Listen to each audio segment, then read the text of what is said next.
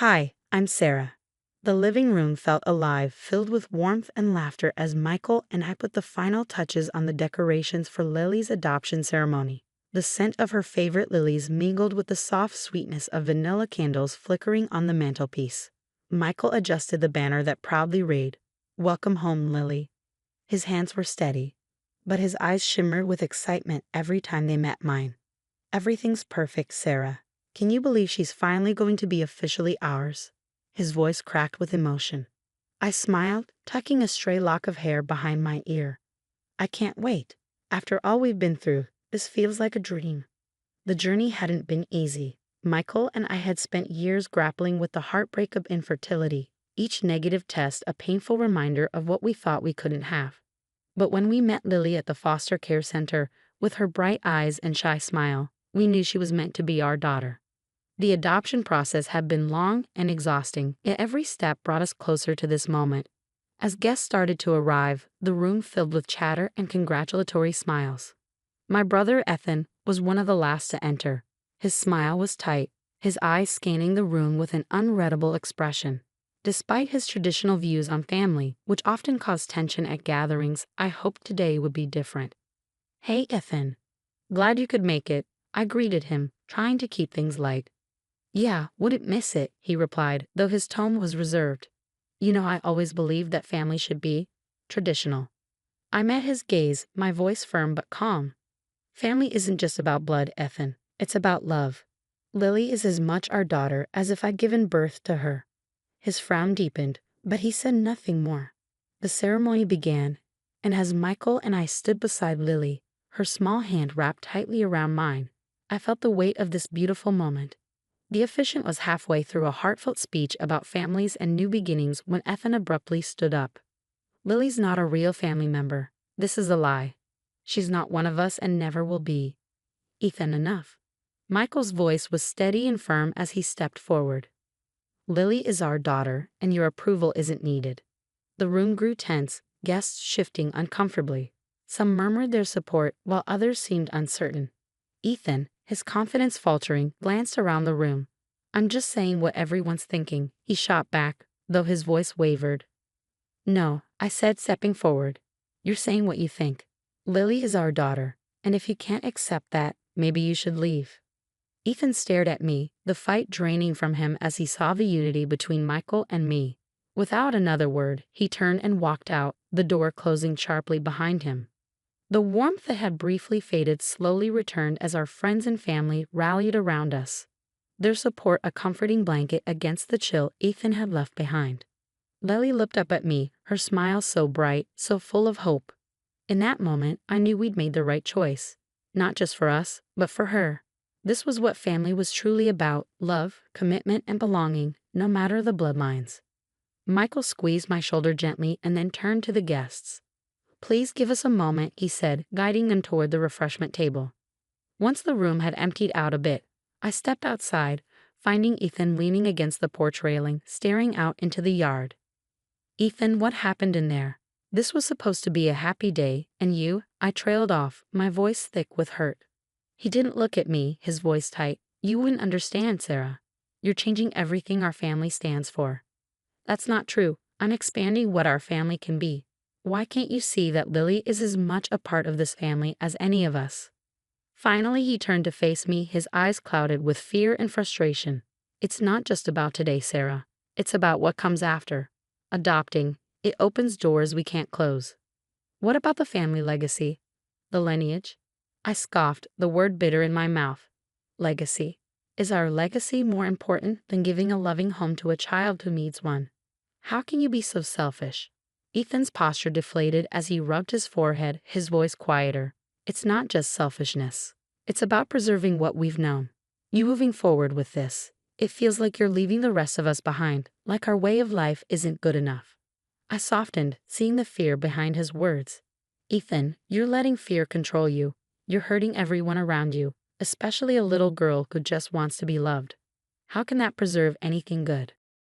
He looked away, the conflict in his eyes now mingling with a deep sense of shame.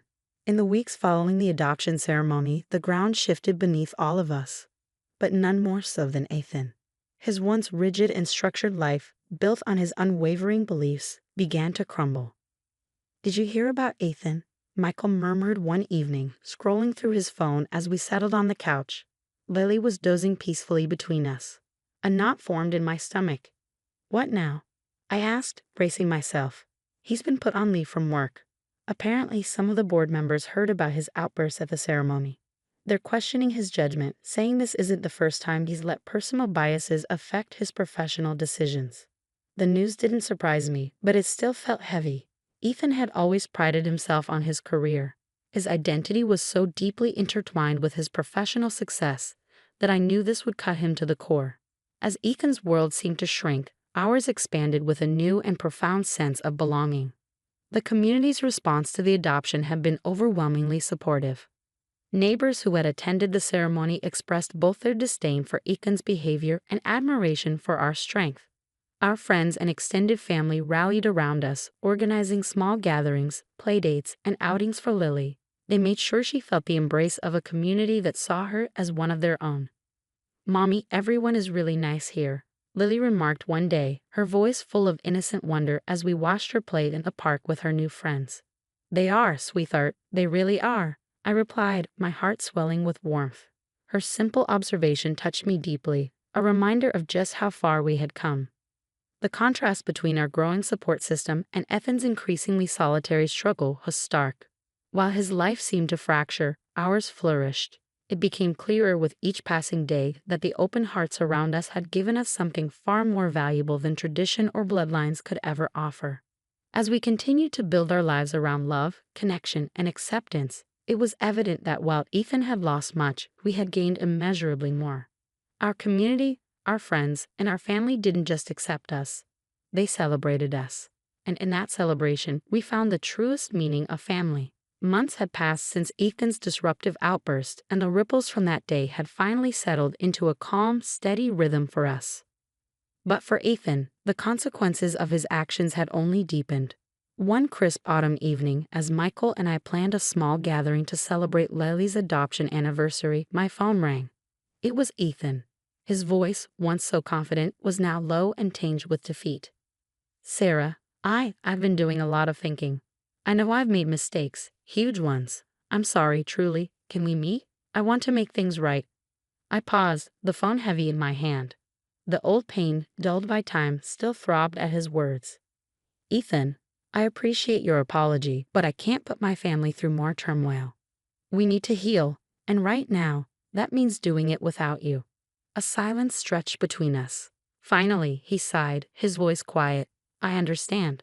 We ended the call with a sense of finality, though the decision weighed on me as I watched Lily, so vibrant and completely at home in her life with us. I knew it was the right choice. Protecting this peace, this happiness we had built, was my priority. The day of our celebration was simple and joyful. Close friends and family gathered in our backyard, the golden leaves above us creating a warm canopy. Lily, dressed in a bright blue dress with ribbons in her hair, flitted from guest to guest, her laughter mingling with the soft music. Michael stood beside me, his hand warm on my back as we watched her. "This is what it's all about, isn't it?" he said softly. I nodded, my heart full. "It is. This is family, not defined by blood or birth, but by love and choice."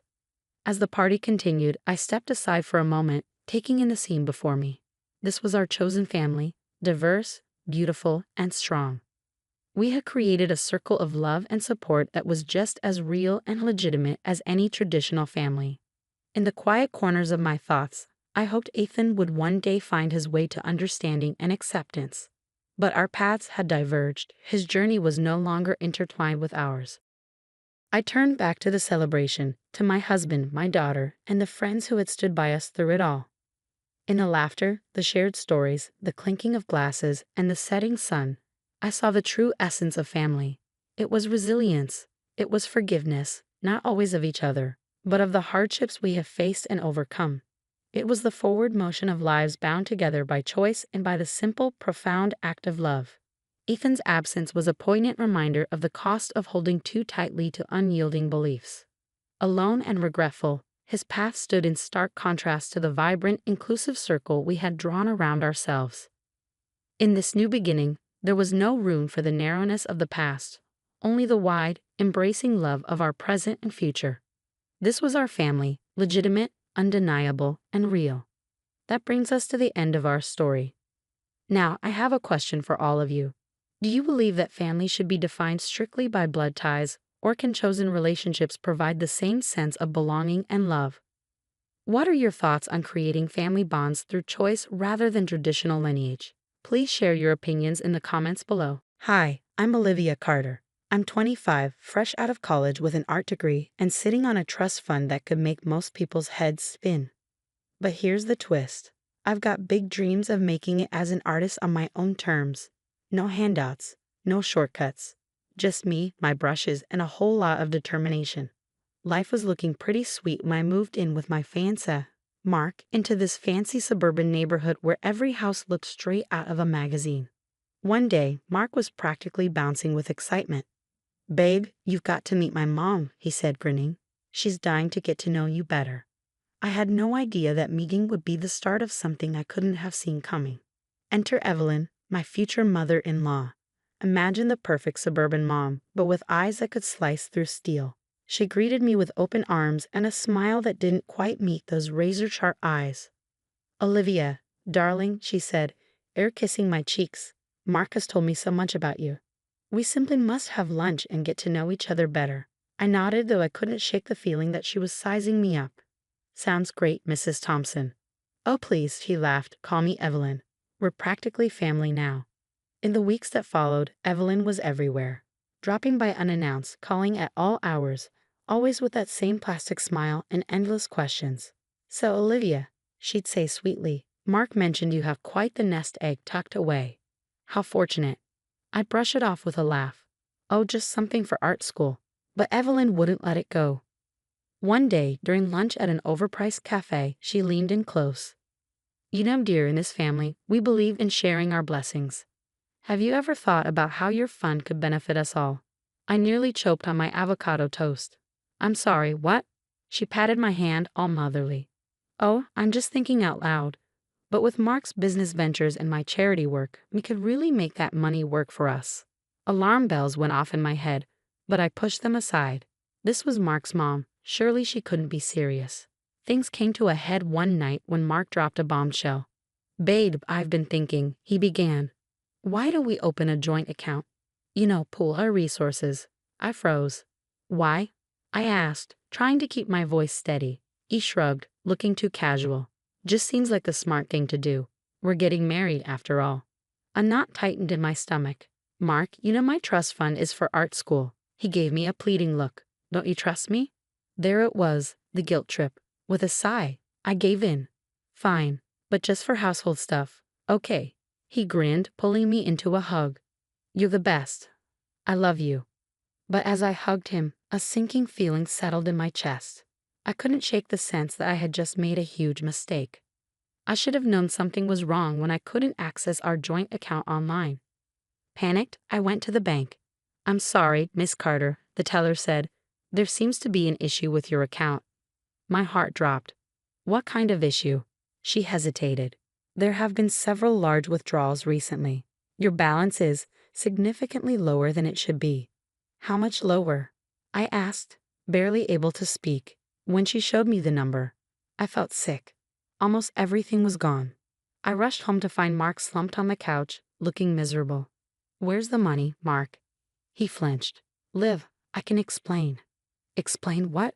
"How you drained our account without telling me." He ran his hands through his hair, looking desperate.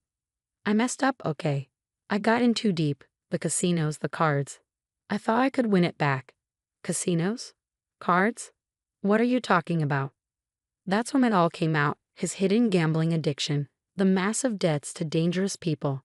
"They're going to hurt me, Liv," he begged. "I need help. We need to use your trust fund." I stared at him, horrified. "Are you out of your mind? That's my future you're talking about." Before he could respond, the front door flew open and Evelyn swept in like a storm. "Oh good, you're both here," she said, completely unfazed. "Now, Olivia dear, let's talk about accessing that trust fund of yours." I gaped at her. "You knew about this?" She waved it off, like it was nothing. Of course I knew. I always know what's best for this family. Now, how quickly can we get that money transferred? I exploded. Are you kidding me? I'm not giving you a cent. This is insane. Evelyn's smile vanished, her eyes turning cold. Don't be difficult, dear. This is for Mark's safety, for the good of the family. I laughed bitterly. Family? Is that what you call this? Lying, stealing, manipulating. Without another word, I turned to leave. Evelyn's grip tightened on my arm, her nails digging into my skin. You ungrateful little brat. She spat through clenched teeth. After everything we've done for you. I yanked my arm free. Don't touch me, I snapped. I'm out of here. I turned toward the door, but before I could reach it, everything went black. When I came to, the air was cold and damp, my head pounding. Darkness surrounded me.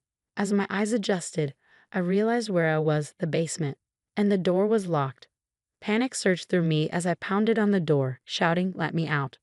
From the other side, Evelyn's voice came, eerily calm. Olivia, this is for your own good. Take some time to think about your priorities. We'll let you out when you're ready to cooperate. I couldn't believe what I was hearing, locked in a basement by my future mother-in-law. It felt like some kind of twisted nightmare. Days blurred together. They brought food and water, always accompanied by Evelyn's false sweetness or Mark's desperate pleas.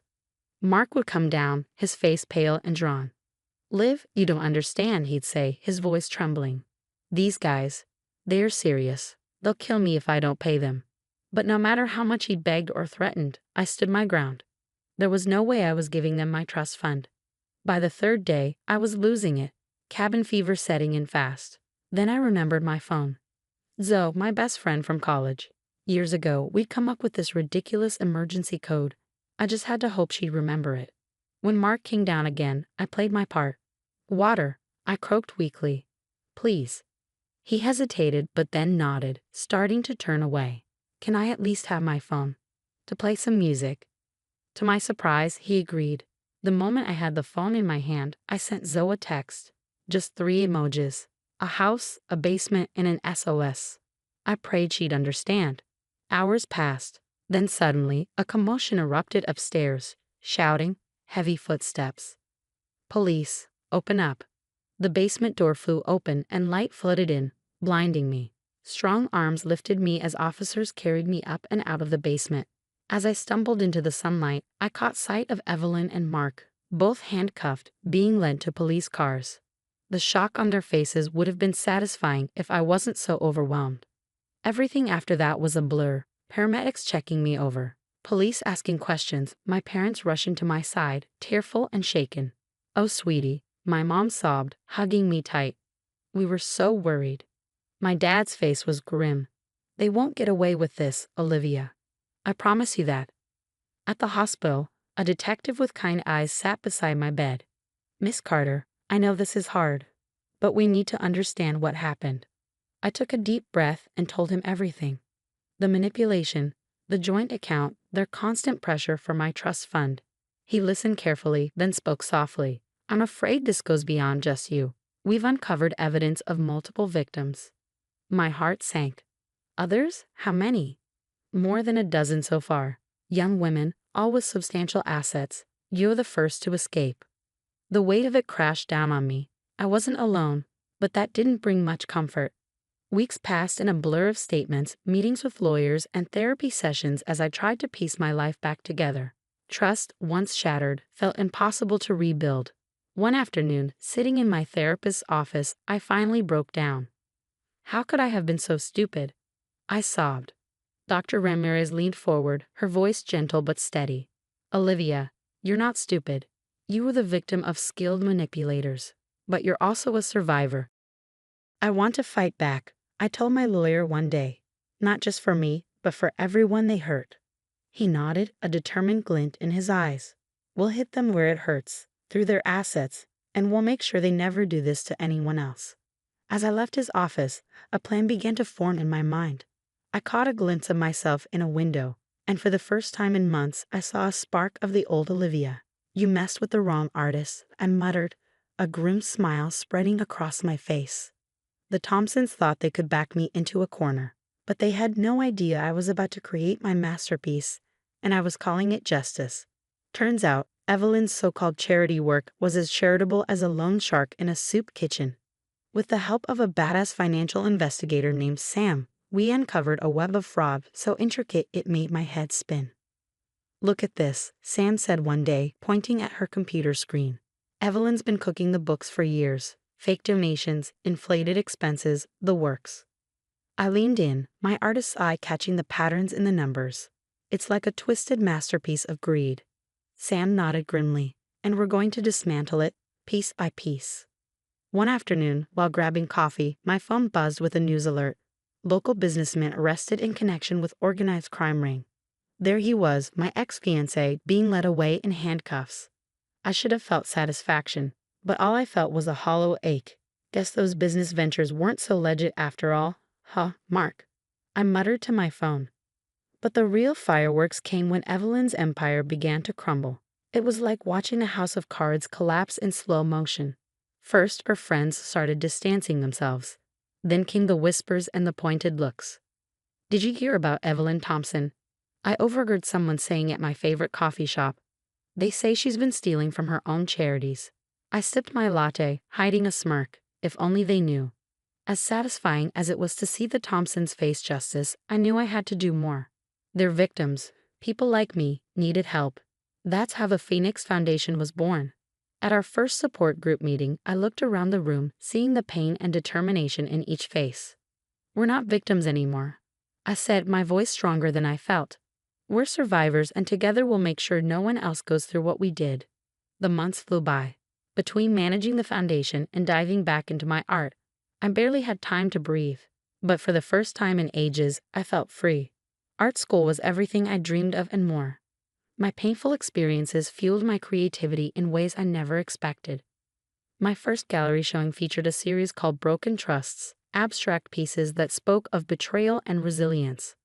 "This is powerful stuff, Olivia," my professor said, studying an intense piece. "You've really found your voice." I nodded, thinking of how far I'd come. Sometimes you have to go through the fire to forge something beautiful. It was a lazy Sunday morning when I saw it. Curled up on my couch, scrolling through the news on my tablet, a headline caught my eye. "Thompson family empire collapses, matriarch faces decades in prison." I read the article, emotions swirling in my chest. Evelyn had been sentenced to 20 years for fraud and embezzlement, and Mark was looking at 10 years for his connections to organized crime. Their assets were seized, their reputation in ruins. Part of me wanted to celebrate, to call up Zoe and pop champagne. But as I looked around my sunlit apartment at the half-finished canvas in the corner and the pile of thank you notes from Phoenix Foundation members, I realized something. I didn't need their downfall to validate my success. I had risen above their betrayal, created something meaningful, and found real, genuine connections. That was the sweetest revenge of all. Setting down my tablet, I picked up my paintbrush. A new piece was forming in my mind, not of broken trust or betrayal, but of hope and new beginnings. And that's the end of Olivia's journey, from betrayal to triumph. Now I have a question for you. If you were in Olivia's shoes, would you have pursued legal justice against your abusers or walked away to focus solely on your own healing? There's no right answer, but your choice says a lot about how you view forgiveness, justice, and personal growth. Drop your thoughts in the comments below,